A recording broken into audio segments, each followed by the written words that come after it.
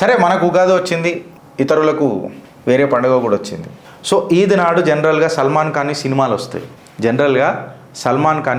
వస్తాయి. అయితే సల్మాన్ ఖాన్ తండ్రి సలీం ఖాన్ ఒక సంచలనమైన మాటలు మాట్లాడిండు. ఆయన ఏమన్నానంటే, నేను మస్జిద్కి కూడా ఏం పోతలేను. ఎందుకు అనంటే, అగర్ భజన్లు పాడడము లేకపోతే ఆడడము తప్పైతే మొహమ్మద్ రఫీకి అంత మంచి గొంతు దేవుడు ఇవ్వకపోతుండే. దేవుడు అంత మంచి గొంతు ఇచ్చిండు అనంటే పాట పాడనీకేనే కదా అంత మంచి వాయిస్ ఇచ్చిండు అని చెప్పి సలీం ఖాన్ మాట్లాడాడు. ఇప్పుడు నేను సల్మాన్ ఖాన్కి ఏం సపోర్ట్ చేస్తలేను, సలీం ఖాన్కి ఏం సపోర్ట్ చేస్తలేను. కాకపోతే మంచి అయినప్పుడు మంచి కూడా మాట్లాడాలి కదా.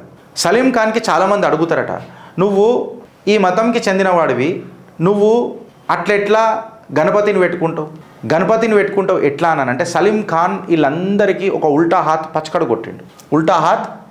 కొట్టిండు. ఏమన్నానంటే, సలీం ఖాన్ ఏమన్నానంటే, నా వైఫ్ ఒక మహారాష్ట్రియన్, అందుకే నేను గణపతిని పెట్టుకుంటా. ఇది ఇప్పుడు కాదు, నేను తరతరాలుగా చేసుకుంటూ వస్తున్నా. ఇది ఒక సింపుల్ ఫ్యామిలీ ట్రెడిషన్ నుంచి సంవత్సరాల తరబడి ఇది నాకు ఒక ఆచారం అయిపోయింది మా ఇంట్లో, గణపతిని పెట్టి పూజించడము అని అనేది. గణపతిని పెట్టడం అని అనేది తప్పెందుకు అవుతుంది అని చెప్పి ఆయన చెప్పుకుంటూ వచ్చిండు.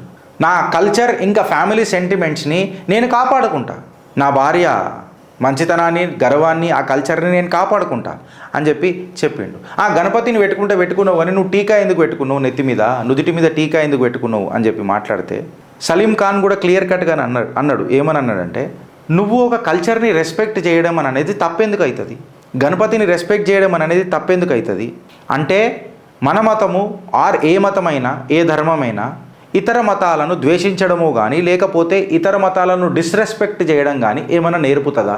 ట్రెడిషన్లను రెస్పెక్ట్ చేయడమే కదా ఏ మతమైనా నేర్పుతుంది, అందులో మన మతం కూడా నేర్పుతుంది అని చెప్పి ఆయన కితాబ్ ఇచ్చిండు. ఆయన ఇంకొక మాట అన్నాడు. ఏమన్నాడో ఆయన నోట నేను ఆయన ఏమన్నాడు, రెస్పాండింగ్ టు ది క్రిటిక్స్ ఆయన ఏమన్నానంటే, ఇస్లామిక్ కాల్ ఆయన ఏమన్నాడు, మీరు నుదుటి మీద బొట్టు పెట్టుకుంటారు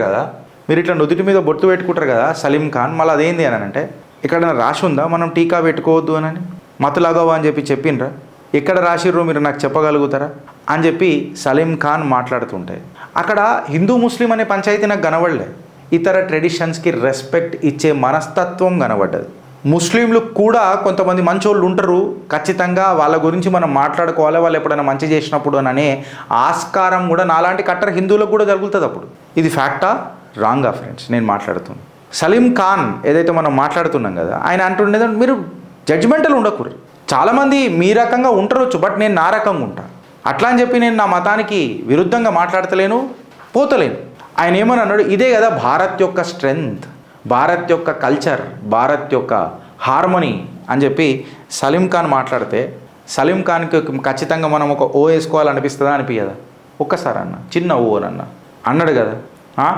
ఇప్పుడు చూడు కాంగ్రెస్ వాళ్ళది పంచాయతీ, పవన్ ఖేరా మీకు తెలుసు కదా, తెలుసు కదా, వీళ్ళు ఫేక్ గాంధీ కుటుంబాలు పిత్తినా కానీ సువాసన అంటాడు మనోడు, అంత చాటుకార్ వాళ్ళు. ఇప్పుడు కాంగ్రెస్ లీడర్ పవన్ ఖేరా ఏమని మాట్లాడుతున్నాడు అని చెప్పి మాట్లాడితే, ఉత్తమ్ నగర్లో ఏదైతే మన హిందూ బంధు తరుణ్ కటిక్ ఉన్నాడు చూడు, ఉత్తమ్ నగర్లో జరిగిన ఘటన, ఆయన ఏమంటాడంటే ఇది హిందూ ముస్లిం పంచాయతీ ఎందుకు అవుతుంది, ఇద్దరు గ్రూపుల మధ్యలో జరిగిన పంచాయతీ అని అంటారు.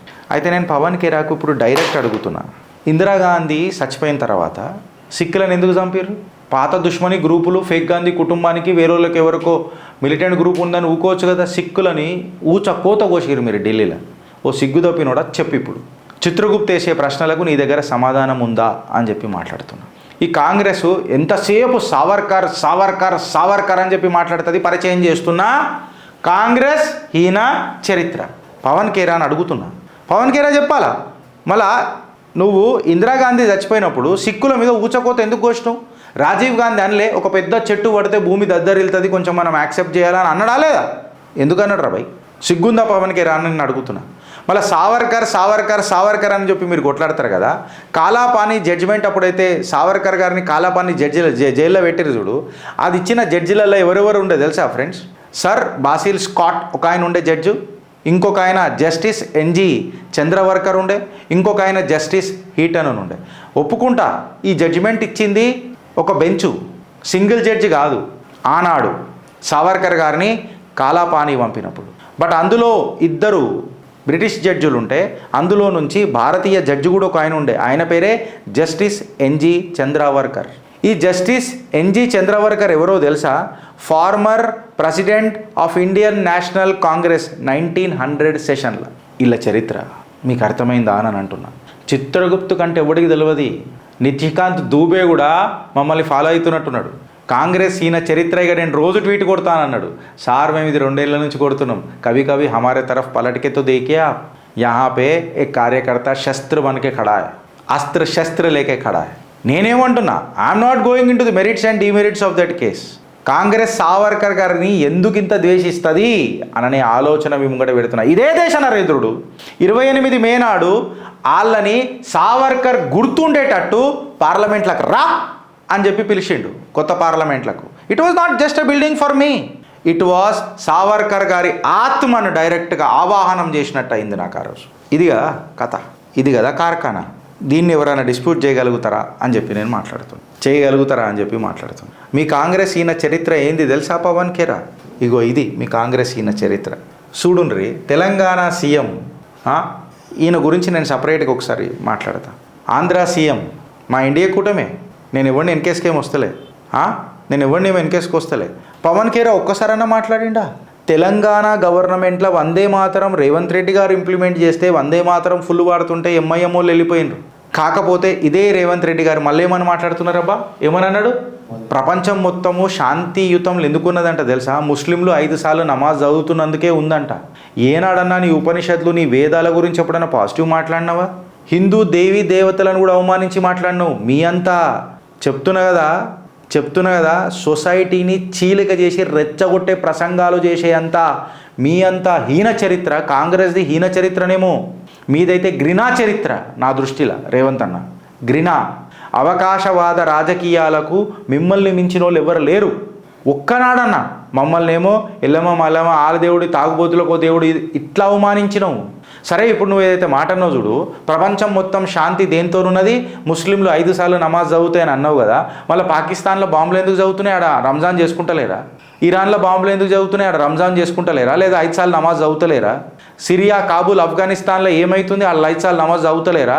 వాళ్ళైతే కంప్లీట్ షరియాని ఇంప్లిమెంట్ చేసుకున్నారు కదా. మళ్ళీ ఇరాక్ ఏమైంది? సిరియా ఏమైంది? లెబనాన్ ఏమైంది? ఎందుకనా సెంటిమెంట్లతో ఆడతావు? ఎందుకనా నీకు పరిపాలన చేత కాకపోతే సైలెంట్గా కూర్చో కదా. నీకు పదవి అనుభవించే యోగ్యం ఉన్నది, ఆ యోగ్యత పెట్టుకొని బతికేసే కదనా. ఎందుకన్నా మా మధ్యలో చిచ్చులు పెడుతున్నావు? ఒక ముఖ్యమంత్రి స్థాయి మాట్లాడాల్సిన మాటలా ఇవి. దాని తర్వాత రేవంత్ రెడ్డికి మద్దతు కూడా వస్తుంది, సోషల్ మీడియాలో వస్తుంది, ఉంటారు కదా.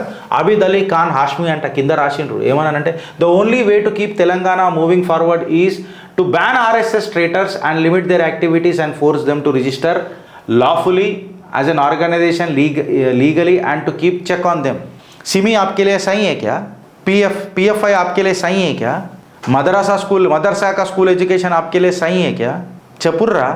ఇంకొకడు కూడా రాస్తాడు మోషిన్ హైమదన్ అని. This is how the chief minister in a secular democratic country should speak and act serving all citizens equally without religious bias. BJP leaders should learn from such an example. What is that example? Is it a so-called inspirational quote made by the CM claiming that a party is equal to Muslims and Muslims equal to that party? Shame on you guys. లజ్జా రఖనీ చాయే ఆప్ లోగో. ఇజ్జత్ ఉంచుకోవాలి కొంచెం అన్న. ఇట్లాంటి కామెంట్లు తీసి మీరు సెక్యులరిజం అని అంటారు కదా. అట్లీస్ట్ అప్రిషియేట్ మీకి మే ఢోంగ్ నే కర్తా ఆప్కే చేసా. జో హూ. నాకేమన్నా పైసలు ఇచ్చిండా ఇప్పుడు కూడా? సల్మాన్ ఖాన్ వాళ్ళ నాయన మంచి చేస్తే నేను మంచి అని చెప్పినా కదా. నేను అన్ననా ఇది మాట్లాడాలా? అందరు బాలీవుడ్ స్టార్ ఆయన వ్యక్తిగత అభిప్రాయమే చెప్పిన. మీరు ఎట్లా రాస్తుర్రు? RSSలు బ్యాన్ చేయాలా, ఇట్లా చేయాలా? నేను అట్లా రాయలేదే. ఆయన వ్యక్తిగత స్వేచ్ఛ ఏ రకంగా ఉందో నేను చెప్పిన. అట్లా ఉండలేరు వీళ్ళు. రేవంత్ రెడ్డికి అది అంటారు కదా, ఇక వద్దులే ఇక.